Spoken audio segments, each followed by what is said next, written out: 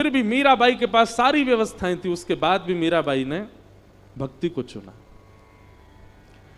और उन्हीं मीराबाई की कृपा दृष्टि से वह गुण आया उनके भाई जयमल के अंदर। उनके ताऊ जी के बेटा थे जयमल, मीराबाई को अपनी गुरु स्वरूप में देखते थे। आज सुबह जयमल जी का चरित्र पढ़ रहा था मैं, तो श्री जयमल जी के चरित्र में आता है कि जब जयमल राजा बन गए मेड़ता के, तो उन्होंने एक नियम बनाया। बोले क्या? वो 4 घंटे बैठ करके ठाकुर जी की सेवा करते थे और नाम स्मरण करते थे नेत्र बंद करके। और उन 4 घंटों का नियम था कि चाहे आक्रमण हो जाए, चाहे ब्रह्मा जी आ जाए, चाहे दुनिया का कोई व्यक्ति आ जाए, इन 4 घंटों के बीच में यदि किसी ने भी जाकर के जयमल को छेड़ा या जयमल को उठाने का प्रयास किया, उसको मृत्यु दंड मिलेगी। ठाकुर जी की सेवा के बीच में कोई जयमल को छेड़ता नहीं था। पूरे राज्य को पता था इतने बजे से लेकर के इतने बजे तक, इस काल से इस काल तक हमारे राजा जो हैं वो सेवा में रहते हैं ठाकुर जी की में। चाहे दुनिया इधर उधर हो जाए, जयमल की भक्ति नहीं इधर उधर होती थी। ऐसा कठोर नियम उन्होंने बना लिया। इसके 2 कारण थे। पहला कारण यह था कि जयमल अपने नियम के प्रति बड़े सजग थे, और दूसरा कारण यह कि इस नियम की वजह से ना जाने राज्य के कितने लोगों के अंदर यह भाव आया, जब हमारा राजा 4 घंटा बैठ के भजन करता है, हम भी 4 मिनट कर लिया करें। 4 घंटा वो ठाकुर जी को समय देते हैं अपने पूरे जीवन को, इतने संपन्न होने के बाद भी हम 4 मिनट नहीं दे सकते? तो जयमल की देखा देखी राज्य में कई लोगों ने नियम बना लिया, किसी का 1 घंटे का, किसी का 2 घंटे का। यह भी एक तीसरा लक्षण है कि आपके नियम को देख करके, आपके भाव को देख करके किसी के मन में भाव उत्पन्न हो कि मैं भी सेवा किया करूं, तो भी ठाकुर जी प्रसन्न होते हैं। एक बार की बात है कि जयमल के पड़ोसी राज्य के एक राजा, वो जयमल से बहुत द्वेष मानते थे। उन्होंने बहुत बार प्रयास किया जयमल जी के ऊपर आक्रमण करने का, पर जयमल बड़े योद्धा थे, बड़े वीर थे, नहीं कर पाए। तभी उनको किसी ने जाकर के बताया, बोले जयमल राजा का एक नियम पता है आपको? बोले क्या? बोले वो 4 घंटा के लिए ठाकुर जी की सेवा में जाते हैं, और जितनी देर वो ठाकुर जी की सेवा में जाते हैं उतनी देर नियम है, कोई उनको जाकर के छेड़ नहीं सकता, कोई उनसे कुछ बोल नहीं सकता। अगर हम लोग उस काल में चढ़ाई कर दें मेड़ता पर, तो हम विजय प्राप्त कर सकते हैं, क्योंकि सेना भी बिना राजा की आज्ञा के तो आक्रमण करेगी नहीं। तो हम लोग पूरे मेड़ता को घेर करके चढ़ाई कर देंगे। तो पड़ोसी राजा ने कहा ये उचित समय है, और उन्होंने अर्धरात्रि में ही पूरी सेना इकट्ठी करके मेड़ता पर चढ़ाई कर दी। और मेड़ता ठीक उस समय पहुंचे जिस समय जयमल अपने भजन में बैठ गए थे, और सामान्य सेना नहीं थी। वर्णन आता है, बोले इतनी सेना लेकर के गए, इतनी सेना लेकर के गए कि पूरा मेड़ता चारों ओर से घेर लिया। इतने मेड़ता में जन नहीं रहते थे जितनी सेना ने आकर के मेड़ता को घेरा। मेड़ता को घेर लिया और बस आक्रमण करने ही वाले थे, चढ़ाई करने ही वाले थे, कब्जा करने ही वाले थे। यहां मंत्री, महामंत्री, सेनापति आदि सब दौड़ने लगे, क्या करें? बोले ये तो वही काल है, राजा हमारे भजन में बैठे, बीच में विक्षेप डाल नहीं सकते। तब सबने जाकर के जयमल की माता जी, राजमाता से जाकर के कहा, आप कोई निदान बताओ। राजमाता को अधिकार है कि वो जयमल के भजन के बीच में जाकर के जयमल से कुछ बात कर सकती। राजमाता ने कहा, रुको मैं जाकर के बात करती हूं। तो जयमल अपने साधना में बैठे थे, भगवान की सेवा आदि करके, पूजा निवेदन करके, श्रृंगार आदि करके, नाम जप करके, इत्र की सुगंधी फैली है, सुंदर दीप जले हैं, और जयमल नेत्र बंद करके ठाकुर जी का मानसी चिंतन कर रहे हैं। तभी राजमाता ने जाकर के कहा, पुत्र जयमल, हमारे मेड़ता पर पड़ोसी राजा ने चढ़ाई कर दी है, चारों ओर से सैनिकों ने घेर लिया है, तुम्हारी आज्ञा के बिना हम कुछ कर नहीं पाएंगे। तुम्हारी साधना ना छूटे, तुम्हारा भजन ना छूटे, ये हमारा प्रयास है, पर कुछ तो आज्ञा करो। अरे कुछ नहीं तो केवल आक्रमण ही बोल दो, मंत्री, सेनापति, महामंत्री सब संभाल लेंगे। जयमल जी ने बाकी बात तो नहीं सुनी, केवल इतना सुना कि मेड़ता को पड़ोसी राजा ने घेर लिया है।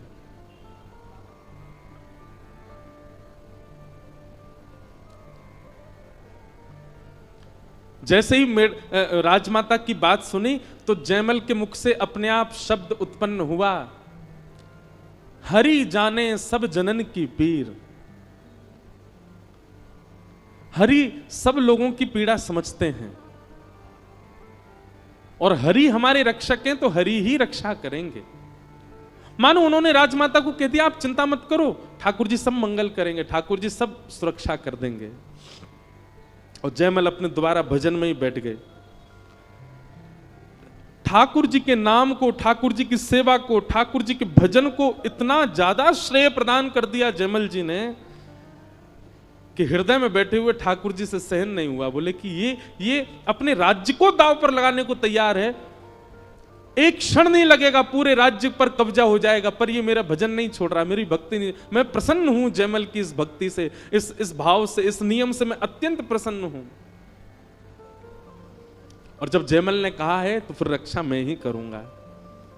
और इतने में ही श्याम वर्ण के प्रभु श्री राम पीली पीतांबरी पहने, गले में सुंदर वैजंती माला पहनी है, सुंदर कुछ आभूषण पहने हैं, सिर पर मुकुट पहना है, एक राज योद्धा की तरह कवच धारण करके, अपने कंधे पर धनुष लेकर के, बाण सजा करके तुरंत गए और जाकर के जयमल के ही अश्व को, जयमल के ही घोड़े को, जिस घोड़े पर बैठ करके जयमल युद्ध करने जाता था, उस घोड़े पर प्रभु श्री राम जाकर के बैठ गए और ना जाने कैसे राजभवन के ऊपर छत पर ले जाकर के उस घोड़े को खड़ा कर दिया। चारों ओर दृष्टि घुमा करके प्रभु श्री राम ने देखा और ऊपर छत से ही कूद पड़े रणभूमि में। उनकी छटा देख करके, नैनों के कटाक्ष देख करके, उनके आव भाव देख करके, जितनी सेना लेकर के पड़ोसी देश का राजा आया था, वो सेना प्रभु श्री राम ने एक भी बाण नहीं चलाया, केवल घोड़े पर बैठ करके छत से नीचे कूद गए। उनकी छटा देख करके, उनका रूप देख करके, उनका यौवन देख करके, उनके अंग की सुगंधी से जितनी सेना आई थी सारी सेना मूर्छित होने लगी। और देखते ही देखते पूरी सेना मूर्छित होकर के जैसे मानो सुसुप्ति अवस्था में पड़ गई हो, अपने अस्त्र शस्त्र छोड़ करके सब लेट गए।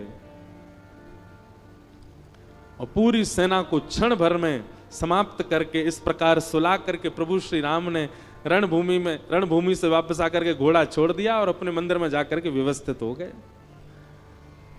यहां 4 घंटे पूर्ण हुए जयमल के।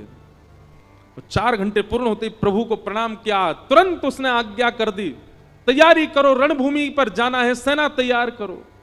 आज्ञा होते ही मंत्री, महामंत्री, सेनापति सब दौड़ने लगे, पूरी सेना इकट्ठी होने लगी। जयमल ने जाकर के कवच आदि पहने, मुकुट पहना, हाथ में अपने वज्र आदि जो भी रखता था सब लिए। मेरा घोड़ा लेकर के आओ। जैसे ही घोड़ा लेकर के आए तो घोड़े में से ऐसी अद्भुत सुगंधी आ रही थी जिसको लेकर के एक बार को जयमल के भी नेत्र बंद हो गए। जयमल देख करके घोड़े की स्थिति पहचान गए कि इसके खुरों में मिट्टी लगी हुई है, इसकी सांस बहुत तेज चल रही है, ऐसा लग रहा है मानो ये दौड़ करके आया है। थोड़ी देर तो कुछ अनुभूति सी हुई, उसके बाद जयमल ने कहा विलंब नहीं करना है, चढ़ाई हो जाएगी, दूसरा घोड़ा लेकर के आओ। और जैसे दूसरे घोड़े पर बैठ करके सेना लेकर के राज दरबार का मुख्य प्रमुख सिंह द्वार जैसे ही खुला, बाहर निकल करके जयमल अपनी सेना के साथ आया तो क्या देखता है, असंख्य सेना है पर सारी सेना सोई हुई है, सब पड़े हुए हैं, सबके अस्त्र शस्त्र गिरे हुए। जयमल ने कहा ये कोई षड्यंत्र है या ये मैं कैसा दृश्य देख रहा हूं, ये सब लड़ क्यों नहीं रहे, युद्ध क्यों नहीं कर रहे मेरे साथ। अपने सैनिकों के जाके देखो इनको। सैनिकों ने जाके देखा, बोले घायल नहीं है महाराज जी, इनको एक भी बाण नहीं लगा, एक भी तलवार नहीं लगी है, सबकी श्वास चल रही है, जीवित हैं पर पता नहीं सुसुप्ति अवस्था में है। जयमल ने कहा वो राजा कहां है जो चढ़ाई करने आया था, अपने रथ में वो भी सुसुप्ति अवस्था में पड़ा था। जयमल दौड़ करके उसके पास गए, उसके ऊपर पानी का छिड़काव किया, वो होश में आया। जयमल ने पूछा ये सब तुमने क्या किया, अपनी सेना लेकर के आए, चढ़ाई नहीं की तुमने, और उसके बाद अब युद्ध में ये सब सो क्यों रहे हो, क्या कर रहे हो। वो राजा जैसे ही होश में आया, होश में आते ही जयमल का हाथ पकड़ लिया, बोले भगवान मैं आपके पांव पड़ता हूं, मैं आपके आगे हाथ जोड़ता हूं, जीवन में कभी आपसे शत्रुता मोल नहीं लूंगा, अपनी सेना लेकर के वापस चला जाऊंगा, अपना मुकुट उतार करके आपके चरणों में रखता हूं, केवल मेरी एक कामना पूरी कर दो। जयमल जी बोले बताओ क्या कामना है? बोले जिस एक सैनिक को तुमने बाहर भेजा था उस सैनिक का दर्शन करा दो। जयमल अपने मंत्री महामंत्री सेनापति से किसको भेजा था बाहर? बोले महाराज हम आपकी आज्ञा के बिना एक पत्ता नहीं हिला सकते, हमने किसी को नहीं भेजा। किसको देखा तुमने? कौन था वो? बोले श्वेत अश्व, घनघोर उसका आकर्षण रूपी स्वरूप उस अश्व का, उसके ऊपर नील वर्ण का वो योद्धा कवच पहन करके हाथ में धनुष बाण लेकर के तुम्हारी छत से ही अश्व कुदा दिया उसने। हम तो वही देख करके हैरान रह गए, इतनी ऊंचाई से अश्व से कैसे कूद सकता है कोई? उसने किसी को नहीं मारा, वो केवल एक बार हम सबके आगे से घूम के चला गया। उसके तिरछे चितवन, उसके कटाक्ष नयन, उसकी मधुर मुस्कान, उसकी अति सुंदर नासिका, उसके कानों के कुंडल, उसके घुंघराले केश, उसका यौवन ही ऐसा था कि उसको देख करके हम सब अचेत हो गए।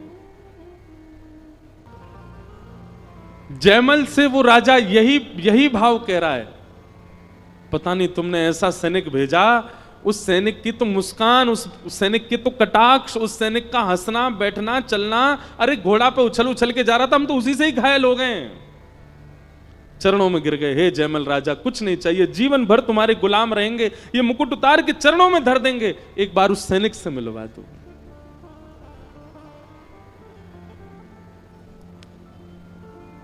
जयमल के नेत्र सजल हो गए और वो कड़ी से कड़ी जोड़ने लगा। मैं साधना में बैठा हूं, मेरी आज्ञा के बिना कुछ हो नहीं सकता। राजमाता ने आकर के मुझको कहा कि चढ़ाई हो गई है, तब मैंने कहा हरि रक्षा करेंगे। कहीं ऐसा तो नहीं हरि ने ही रक्षा की हो?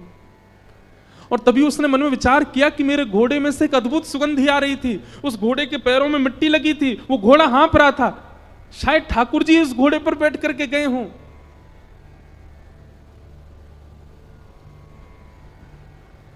जयमल तो बेचैन सा हो गया, उल्टा चरणों में गिरने लगा उस राजा के और सब सैनिकों के हाथ जोड़ने लगा, पैर पूजने लगा। बोले ले जाओ मेड़ता को, अपना लो, स्वीकार कर लो, ये आपका है नाथ। वो राजा बोले ऐसा क्यों कह रहे हैं आप? बोले अरे भगवान वो कोई सैनिक नहीं आया था, वो कोई सामान्य व्यक्ति नहीं था, साक्षात जगत नियंता जगदाधार त्रिलोकीनाथ प्रभु श्री राम ही आए थे। मैं तो भजन करता हूं 4 घंटे, मैं तो साधना करता हूं, पर कभी प्रत्यक्ष नहीं देख पाया। धन्य हैं आप लोग जो आपने उनका प्रत्यक्ष दर्शन किया। जयमल राजा तो रोने लगे कि नाथ मुझे क्यों नहीं आपने अनुभव कराया अपना। वापस अपने भवन की ओर जा रहे थे, सैनिकों से पूछते जा रहे थे घोड़ा कहां घुमाया था उन्होंने। सब बता रहे थे देखो ये उनके यहां घोड़े घूम रहा था, यहां पर थोड़ी देर रुके थे, यहां पर ऐसे करके उन्होंने देखा था, यहां पर उन्होंने अपनी भुजा उठाई थी, यहां पर उन्होंने धनुष उठा, बाण चलाया नहीं, बस हमको डरा रहे थे धनुष बाण दिखा दिखा करके। जयमल उस पूरे पथ को देख रहा है जहां ठाकुर जी घूम के गए। तभी जयमल को स्वर्ण के कुंडल मिले और उस कुंडल को जैसे ही जयमल ने देखा, वो जयमल के निज ठाकुर जी जिनकी जयमल सेवा करता था उनके ही कुंडल थे। अपने मस्तिष्क से लगा लिए, संपूर्ण रज को इकट्ठा करके अपने माथे से लगाया। अंदर गए, भवन में जाकर के मंदिर में जैसे ही अपने ठाकुर जी को देखा, श्री ठाकुर जी मूर्तिमंत खड़े हैं, मंद मंद मुस्कुरा रहे हैं। तभी जयमल ने कानों की ओर देखा तो एक कान में कुंडल था, दूसरे कान में कुंडल नहीं था ठाकुर जी के, और प्रमाणित हो गया कि ठाकुर जी ही गए थे। उस दिन से तो और अथाह भक्ति हो गई जयमल की, और जो राजा अपनी सेना लेकर के चढ़ाई करने आया था वो सदा के लिए मेड़ता का दास बन गया और जयमल का दास बन गया, सदा के लिए उनकी सेवा में लग गया। बहुत संपन्न होकर के भी ठाकुर जी की भक्ति का त्याग ना करे, ठाकुर जी को बहुत अच्छा लगता है। और बहुत विपत्ति आने पर भी ठाकुर जी की भक्ति का त्याग ना करे, ठाकुर जी को बहुत अच्छा लगता है। दोनों स्थिति में सम रहो ठाकुर जी के प्रति।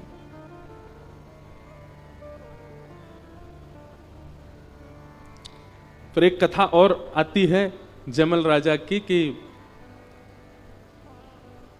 एक दिन जयमल अपने ठाकुर जी की सेवा कर रहे थे, और ऐसा नहीं है कि जयमल भक्त थे तो योद्धा नहीं थे, ऐसे पराक्रमी योद्धा थे कि बड़े बड़े राजा उनके मारे थर थर कांपते थे। एक बार जयमल अपने ठाकुर जी की सेवा कर रहे थे, तो सेवा करते करते उनको अत्यंत मन में ऐसा भाव आया कि यह स्थान ठाकुर जी के अनुकूल नहीं है। जिस मंदिर में ठाकुर जी बैठे थे, कम से कम ठाकुर जी की शयन की व्यवस्था तो अति उचित होनी चाहिए। तब जयमल ने एक सुंदर कुटिया बनवाई और उसमें ठाकुर जी की सारी व्यवस्था करी, शयन की, पंखा लगाए, गादी जी लगाई, सब व्यवस्था की, सुंदर इत्र का छिड़काव करके पूरी कुटिया को आनंदित कर दिया। आपकी पत्नी के मन में एक बार भाव आया कि 4 घंटा सुबह साधना करते हैं, रात भर पता नहीं कुटिया में बैठे रहते हैं, देख के तो आऊं क्या है। जयमल ठाकुर जी को शयन करा करके अच्छा, जयमल के ठाकुर जी रहते मंदिर में ही थे, कुटिया केवल उसने भाव के लिए बनवाई थी कि ठाकुर जी रात में जब आपको शयन करना हुआ करे तो आप कुटिया में आ जाया करो। उस कुटिया में ठाकुर जी थे नहीं, केवल शयन गद्दी होती थी और रजाई कंबल और ठाकुर जी के लिए जल भोग आदि तकिया आदि रखी। ठाकुर जी नहीं होते थे, केवल भाव से शयन कराता था। एक बार आपकी पत्नी ने अर्धरात्रि में जाकर के देखने का प्रयास किया कि देखूं तो ये कैसी कुटिया है। भीतर झांक करके देखा तो उस कुटिया में सेज पर जो पलंग लगाया था, प्रत्यक्ष प्रभु श्री राम और श्री जानकी जी उस पर पौड़े हुए थे, प्रत्यक्ष। आप तुरंत घबरा गई और दौड़ करके गई और जयमल जी के पास जाकर के प्रणाम किया। बोले कि वो कुटिया में तो श्याम वर्ण के ठाकुर जी और गौर वर्णा श्री सीता जी पौड़ी हुई हैं, और वो कोई मूर्ति नहीं है, वो प्रत्यक्ष पौड़े हुए हैं। जयमल के नेत्र सजल हो गए। बोले मैंने तो कुटिया बनवाई थी कि ठाकुर जी आपका मन हुआ करे तो आप, पर ठाकुर जी ने उसको स्वीकार कर लिया। बंधुओं, हम आप सबका जीवन निकलता जा रहा है। कितने वर्ष हम अपने जीवन के व्यर्थ कर चुके हैं अब तक, अब आगे कितने और शेष हैं हम आप सब में से किसी को नहीं पता। इसलिए भैया ये कथा सुनकर के, वैष्णव संग करके और ये इस प्रकार के भावों को सुनकर के जग जाइए, सचेत हो जाइए और लग जाइए ऐसी भक्ति में कि जिससे अंत काल आए उससे पहले पहले ठाकुर जी का साक्षात्कार तो हो जाए, हमको थोड़ा अनुभव तो हो जाए हमको ठाकुर जी का। संसार के प्रपंचों में लगे रहने से कुछ नहीं मिलने वाला है, केवल कुछ दिन का सुख मिलेगा, बाद में दुखी होना ही पड़ेगा। लेकिन कहीं ऐसी स्थिति में आ गए कि प्राण निकलने को हो गए तो फिर कुछ नहीं कर पाओगे। इसलिए अभी समय है, लग जाइए ठाकुर जी के भाव में और कर लीजिए वो अनुभव जो मीराबाई ने किया है, जो जयमल ने किया है, जो सूरदास ने किया है, जो कुम्मनदास ने किया है, जो गोविंद स्वामी ने किया है। उस अनुभव से और उस अनुभव तक पहुंचाने का एक ही मार्ग है हमारे पास, श्रीमद् भागवत की कथा। यह भागवत की कथा उस अनुभव की स्थिति में निश्चित पहुंचा देगी।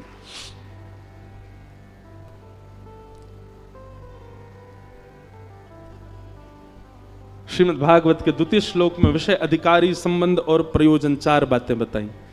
धर्म प्रोजत कैतवोत्र परमो निर्मत्सराणाम सताम वैद्यं वास्तवमत्र वस्तु शिवदं तापत्रयोन्मूलनम् श्रीमद्भागवते महामुनिकृते किं वा परैरीश्वरः सद्यो हृद्यवरुध्यते त्रिकृतिभिः शुश्रूषुभिस्तत्क्षणात्।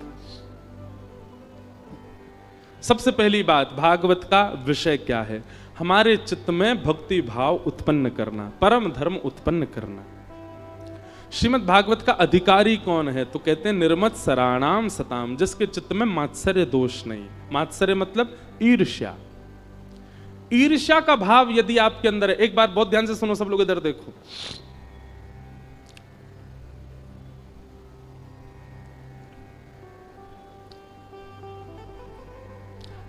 आपके भीतर क्रोध बहुत ज्यादा है तो भी ठाकुर जी मिलने का मन बना सकते हैं। आपके अंदर लोभ बहुत ज्यादा है तो भी ठाकुर जी मिलने का मन बना सकते हैं। आपके अंदर काम ज्यादा है तो भी ठाकुर जी कहीं ना कहीं कभी ना कभी मिल सकते हैं। पर आपके चित्त में यदि ईर्ष्या है, ठाकुर जी नहीं मिलेंगे। इसलिए काम, क्रोध, लोभ, मोह, द्वेष, अहंता, ममता आदि आदि जो ये दोष हैं, ये सब धीरे धीरे ठीक हो जाएंगे और इनसे ठाकुर जी मिल भी जाएंगे। पर ईर्ष्या का दोष यदि आपके अंदर है, किसी की श्रेष्ठता देख करके आप चिढ़ जाते हो, किसी की सुंदरता को देख करके आपको ज्वलनशील मन में भाव आने लग जाते हैं, किसी का धन, वैभव, संपत्ति देख करके आपके चित्त में उसके प्रति ईर्ष्या की भावना आती है, ठाकुर जी आपसे बहुत दूर हैं। ईर्ष्यालु व्यक्ति से ठाकुर जी नहीं मिलते। इसलिए हमारी प्रार्थना है, सबसे पहले ईर्ष्या को नष्ट कीजिए। किसी को भी देख करके, किसी की भी बातें सुन करके, किसी का भी रूप, यौवन, संपत्ति आदि देख करके उसके प्रति ईर्ष्या का भाव उत्पन्न नहीं होना चाहिए चित्त में। ईर्ष्या समझते हैं ना किसको कहते हैं? क्योंकि आप देखो, एक बात और कह दूं, इस पंडाल में मुझसे लेके पीछे वाले व्यक्ति तक एक भी व्यक्ति ऐसा नहीं जिसको कभी ईर्ष्या ना हुई हो, सबको हुई है।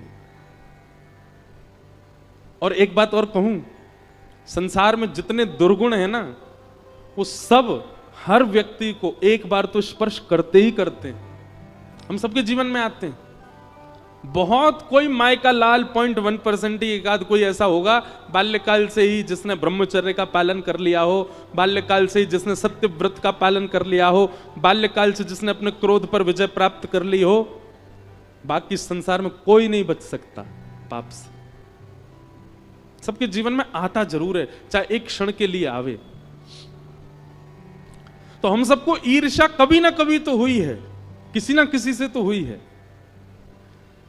ईर्ष्या के समय एक चीज अनुभव कीजिएगा, ईर्ष्या जब व्यक्ति के चित्त में आती है ना, उसके चेहरे से पता चल जाता है कि ईर्ष्या हो रही है। क्यों? क्योंकि ईर्ष्या होते ही हमारा चित्त, हमारा मन, बुद्धि, ये सब शून्य हो जाते हैं, सब शून्य हो जाते हैं। एक साथ इतने सारे विकार उत्पन्न हो जाते हैं हमारे चित्त में। ऐसी ऐसी पापजन्य विचारधाराएं भी ईर्ष्या में प्रकट हो जाती हैं जो कभी नहीं होनी चाहिए। कहां तक कहें, ईर्ष्यालु व्यक्ति यह तक सोच लेता है कि इस व्यक्ति की मृत्यु हो जाए। इतनी ईर्ष्या, इतनी खराब होती है ईर्ष्या। इसलिए ईर्ष्या यदि आपके चित्त में है, थोड़ी बहुत होती है, कभी कभी साल में एक आध बार होती है तो कोई दिक्कत नहीं, पर हर दिन ही ईर्ष्या होती है, किसी को देख के ईर्ष्या हो जाती है, नेक में ईर्ष्या आने लग जाती है, तो भैया दशहरा मैदान में रावण नहीं, आपकी जरूरत है। और इतनी ईर्ष्या यदि प्रकट होती है ना, तो इसका एक ही उपाय, एक ही औषधि है, सत्संग करना प्रारंभ करो। आप सबके पास फोन है, यूट्यूब है, इतने सारे संत जन हमारे भारत में अभी मिल रहे हैं। आगामी 50 साल बाद भारत में शुद्ध प्रवचन करने वाले संत नहीं मिलेंगे। आगामी 50 साल बाद भारत में, पूरे विश्व में सद्मार्ग दिखाने वाले लोग नहीं बचेंगे। हम लोग बहुत सही समय पर आए हैं, बहुत सही समय पर चले जाएंगे संसार से। हमारी जो आगामी पीढ़ी है और उनकी जो आगामी पीढ़ी, बहुत खतरनाक समय देखेंगे वो लोग। इसलिए भैया, इस ईर्ष्या दोष को आप एक ही उपाय से ठीक कर सकते हो, और वो है सत्संग। जितना हो सके करो। एक नियम बना लीजिए, रात्रि सोते समय कोई प्रवचन सुन के सो। एक नियम बना लीजिए, सुबह उठते ही, चाय पीते पीते ही सही, सत्संग श्रवण कर लो। गाड़ी से जाते हो, ऑटो से जाते हो, कहीं भी मार्ग में कुछ मत, गाने भाने मत सुनो, सत्संग श्रवण कर लो। और आपके आसपास कथा होती है तो 7 दिन के लिए कथा श्रवण करो। सत्संग ही एकमात्र औषधि है ईर्ष्या को नष्ट करने की। तो भैया, ईर्ष्या यदि आपके चित्त में है तो यूं समझ लियो कि ठाकुर जी इतनी दूर हैं जितनो भारत से अमेरिका, इतनी दूर हैं ठाकुर जी। बिना वीजा पहुंच नहीं पाओगे। और वीजा केवल और केवल कथा में ही मिलेगा फिर, इसलिए कथा श्रवण करो। बोलो वृंदावन बिहारी लाल की जय। धर्म प्रोजित कैतवोत्र परमो निर्मत्सराणाम सताम वैद्यम वास्तवमत्र वस्तु शिवदम तापत्रयोन्मूलनम श्रीमद्भागवते महामुनि कृते किंबा परैरीश्वर सद्यो हृद्यवरुध्य तित्रकृत भी शुश्रूषु विस्तक्षणा। श्रीमद् भागवत का विषय क्या है? सुनने वाले के चित्त में परम धर्म प्रकट करना। परम धर्म का मतलब क्या होता है? धर्म मतलब अपना कल्याण, परम धर्म मतलब सबका कल्याण। सबके कल्याण की भावना चित्त में आने लग जाए तो समझ जाओ कि भागवत जी का विषय पूर्ण हो रहा है। दूसरी बात, हर दिन कथा सुनने के बाद में बाहर जाके तो आप क्या ही देखोगे, कथा विश्राम होते ही अगल बगल में देखा करो, एक दूसरे को देखो। जितने श्रोता यहां आए हैं आपस में एक दूसरे को देखो और सब में गुण देखो, इनमें गुण क्या है, सब में गुण का दर्शन करो।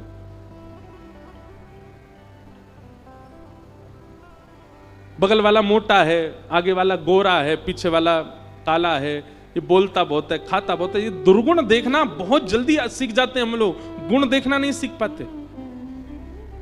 कोई सिखाता नहीं है फिर भी हमको दुर्गुण देखना आ जाता है।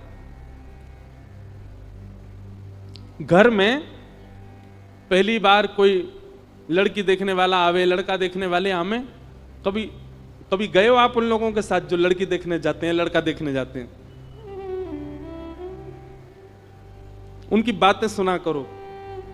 वो जैसे ही बाहर आएंगे ना, घर से गाड़ी में बैठेंगे, लड़की देख के आए, गाड़ी में बैठते ही उसके गुण बाद में पहले बोल देंगे सब ठीक है पर थोड़ी सी चालू लग रही है हमको, सब ठीक है पर उसकी नाक थोड़ी सी वैसी नहीं थी। और माताएं बहनों की तो बात ही बहुत विचित्र होती है। मेरी तो नजर उसके पाम में थी, पट्टे से हैं, पाम पट्टे पूरी चल रही थी तो ऐसा लग रहा था जिस घर में जाए बंटा धार नहीं कर दे। अरे उसके गुण देखो ना, वो उसमें अच्छाई क्या थी? सब अच्छा है, लड़का बढ़िया है, पर थोड़ा सा हमको जो है चालू लग रहा था। देखनी चाय कैसे लपक के पी गया था। हमारे अंदर ये अवगुण देखने की इतनी स्थिति क्यों होती है? हम जिससे भी मिलते हैं उसमें अवगुण का ही दर्शन क्यों कर लेते हैं इतना जल्दी? स्वभाव स्वरूप होना चाहिए, सब में गुण देखो। अरे भैया, कथा सुनने वाला पता कैसा होता है? किसी व्यक्ति की 100 बुराइयां की गई, अरे वो ऐसा है, वो ऐसा है, आप भोपाल जा रहे हो ना, बोले हाँ भोपाल में वो व्यक्ति आएगा आपसे मिलने, अच्छा उसमें महाराज जी वो ऐसा है, उसकी बुद्धि ऐसी है, उसका स्वभाव ऐसा है, वो ऐसा है। मुझसे 100 बुराइयां कर दी, लेकिन वो व्यक्ति जैसे ही मेरे सामने आया मुझे वो 100 की 100 बुराइयां ना दिख करके उसमें गुण दिख गया। ये कथा के श्रोता का लक्षण होता है।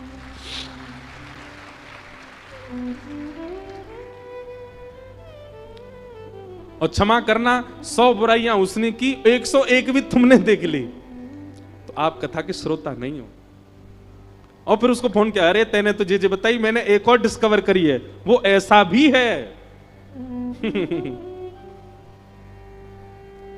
लेकिन कई लोग ऐसे होते हैं, आप उनसे 100 बुराई करो, फिर वो आए, अच्छा तू गया था वहां पे, था ना वो ऐसा ही था ना, यार देख तेरी बात ठीक है, वो ऐसा था पर मुझे उसका एक बात बहुत अच्छी लगी, वो ऐसा, अरे यार तेरी भी ये क्या, तू उसमें भी गुण देख रहा है। ये श्रोता का लक्षण है, ये भगवत जन का लक्षण है, ये ऐसे व्यक्ति का लक्षण है जिसको ठाकुर जी कभी ना कभी स्वीकार कर सकते हैं। वो सब में गुण देखता है।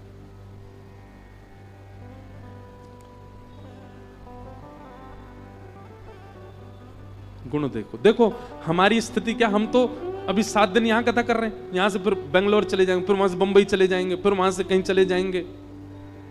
हमको तो हर दिन नई जगह, हर 7 दिन में नई जगह जाना होता है, और हर नए व्यक्ति से मिलना होता है। भोपाल में जैसे लोग मिले, जरूरी नहीं अगली कथा में ऐसे मिले। पहले ऐसा होता था, जब प्रारंभ में कथाएं शुरू की थी तो ऐसा होता था। अब जैसे भोपाल में कथा हुई तो इतना मन लग गया भोपाल में, अब दूसरी जगह कथा करने गए तो वहां के लोगों को कम आंकने लगे, अरे भोपाल वालों ने ज्यादा आनंद कराए थे, ये तो कुछ नहीं, ये तो बेकार है। ये तो ऐसे हैं, ये तो मन में ऐसा भाव आता था। पर एक दिन फिर मन में कथा करते करते ही भाव आया कि हम किसी में दोष क्यों देख रहे हैं? संसार में हर व्यक्ति हर एक से परे है। और फिर एक दिन मन में भाव आया, जितना दोष हम संसार में देखते हैं, इतना दोष यदि ठाकुर जी देखने लग गए होते तो हम तो कभी ठाकुर जी के सामने खड़े ही नहीं हो पाते।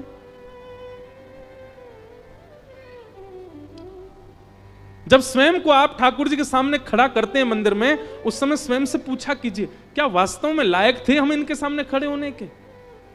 लेकिन उन्होंने हमारे दोषों को नजरअंदाज किया और खोल दिए कपाट, बोले आ जाओ। हम क्यों नहीं है ऐसे? बनेंगे। कथा सुना करो, सत्संग किया करो, कथा हमको ऐसा बनाएगी, निश्चित बनाएगी। निर्मत्सराणाम सताम। और वैद्यम वास्तवमत्र वस्तु शिवदम तापत्रयोन्मूलनम श्रीमद्भागवते महामुनि कृते किं वा परैरीश्वर।